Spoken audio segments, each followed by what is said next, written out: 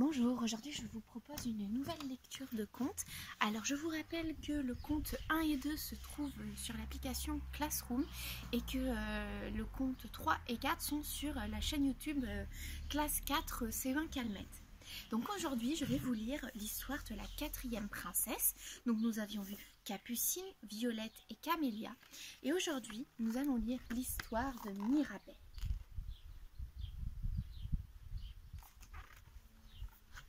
Avec ses boucles rousses et son teint bronzé, la princesse Mirabelle charmait toute la contrée.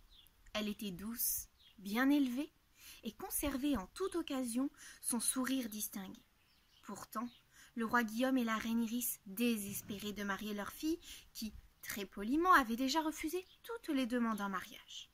Arrivait le mois de juin, et avec lui, la date obligatoire des noces de Mirabelle. Zoé, sa nourrice, redoublait d'efforts pour décider sa protégée. « Mirabelle, ma tourterelle, cherchez-vous un époux? Une sorcière, vous le savez, a menacé de vous tuer si vous ne trouvez pas chaussures à votre pied. » On se rappelle que dans le tout premier conte, l'histoire, c'est une sorcière a permis à la reine d'avoir 10 filles et un garçon, mais pour qu'elle puisse garder son petit garçon, il faut que chaque princesse se marie à un mois différent. Et donc là, Mirabelle doit se marier avant la fin du mois de juin. Sinon, la sorcière viendra l'enlever et tuer les princesses et récupérer le prince. « J'y songe, ma bonne Zoé, répondait Mirabelle sur un ton raffiné. Or, Mirabelle avait un secret. Un jour, en lisant le magazine Belle et Royale, elle était tombée sur le portrait de Silverino, un troubadour de rêve. Un troubadour, c'est quelqu'un qui joue de la musique au temps des princes et des princesses. Il possédait tout ce qu'elle aimait.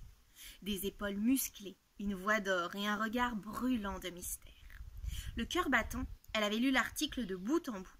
Hélas, Silverino, célèbre et presque marié, vivait à l'étranger. Mirabelle supplia Bleuette, sa fée marraine, de l'aider à le rencontrer. En vain.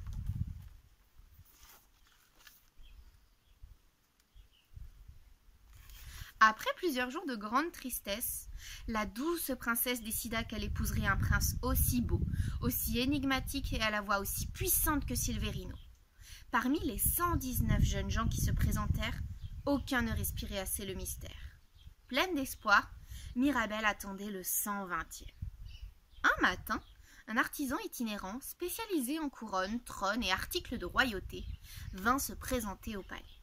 Le roi, ravi de trouver enfin un professionnel, lui confia la décoration de la salle de bal. Le jeune homme se mit aussitôt au travail.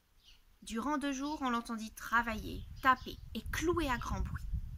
Le 3e jour, s'étant mis un violent coup de marteau sur les orteils, il poussa un long cri à la manière des chants tyroliens. Alertée par cette voix merveilleuse, Mirabelle accourut. Lorsqu'elle arriva derrière la porte, elle entendit le jeune homme prononcer un nombre infini de grossièretés les unes à la suite des autres. Quel langage mystérieux dans la bouche de ce puissant chanteur, pensa-t-elle en vibrant d'amour. Si cet homme est musclé, je l'épouse. Elle frappa avec politesse et entra discrètement dans la salle de bal. L'artisan était brun, bien fait et semblait musclé de la tête aux pieds. Les sourcils froncés, il soufflait en sautant, les mains sur sa cheville. Mirabelle, éblouie, prit son sourire distingué pour demander « Mon ami, vous dansez à merveille. Vous déclamiez un poème dans une langue secrète, n'est-ce pas ?» Le jeune homme, surpris, ne répondit rien. « Fi, pardonnez mon impolitesse, murmura-t-elle soudainement en rougissant. Je me présente, princesse Mirabelle, 4e fille du roi Guillaume. » Les yeux baissés, elle tendit sa main longue et fine. L'homme, qui n'a jamais fait un baise-main de sa vie, la secoua vigoureusement. « Silvio Bricolo, prince du marteau !» annonça-t-il. Mirabelle battit des cils et du cœur comme une libellule affolée. Elle demanda sans même respirer. « Beau prince, m'enseignerez-vous un jour votre langage? Qu'ai-je entendu? Limace abruti? Gros crétin bouffi? Que ces mots inconnus sont doux et jolis. »« On verra, répondit Silvio embarrassé. Maintenant, suffit la parlotte, petite demoiselle, j'ai du boulot. » Il guida gentiment Mirabelle dehors et se remit au travail. Mirabelle vécut un moment de désespoir derrière la porte fermée. Elle avait compris 2 choses. Silvio était un prince, mais il n'aimait pas son sourire distingué. Avant de se noyer dans un torrent de larmes, Mirabelle décida d'agir. Elle courut au fond du parc et appela sa fée marraine. Bleuette, ma chère Bleuette, vole avec ta baguette.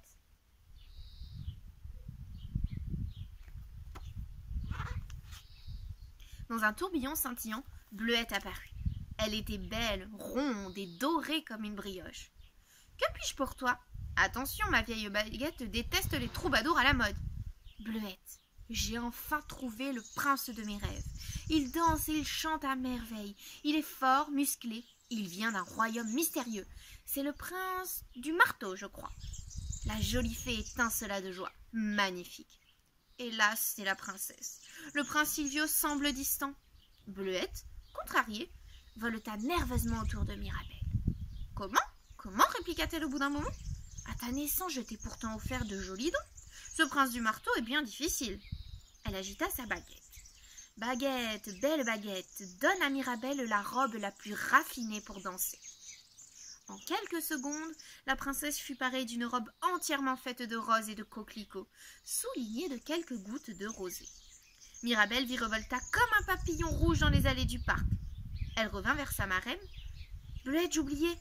Je ne comprends pas le prince. Aide-moi. »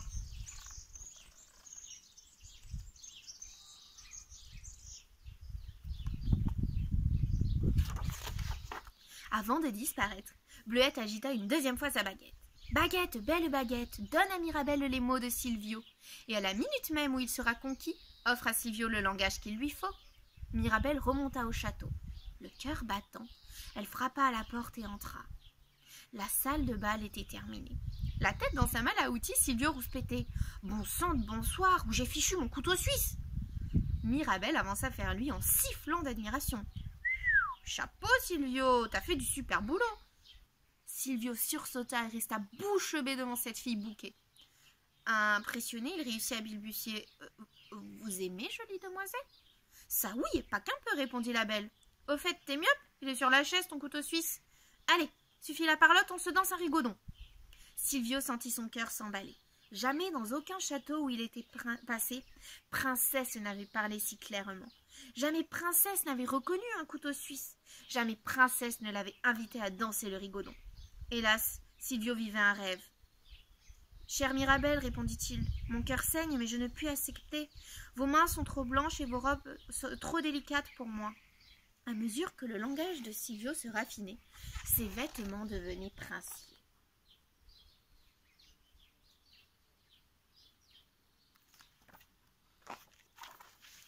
Quand une cape apparut sur ses épaules, Silvio entraîna Mirabelle dans une valse folle. Puis il se jeta à ses genoux. « Belle princesse, puis-je caresser l'espoir que nous unissions nos destinées ?» Comme une flèche, Mirabelle abandonna Silvio et fila au fond du parc. « Bleuette, j'ai rien capté, veut quoi le Silvio ?»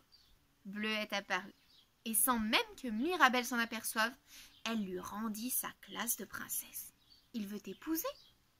Alors, à pas élégants, Mirabelle remonta au château.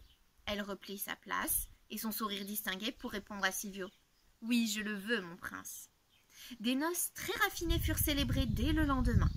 On ouvrit grand les fenêtres de la salle de bal, car il faisait chaud. C'était la fin du mois de juin.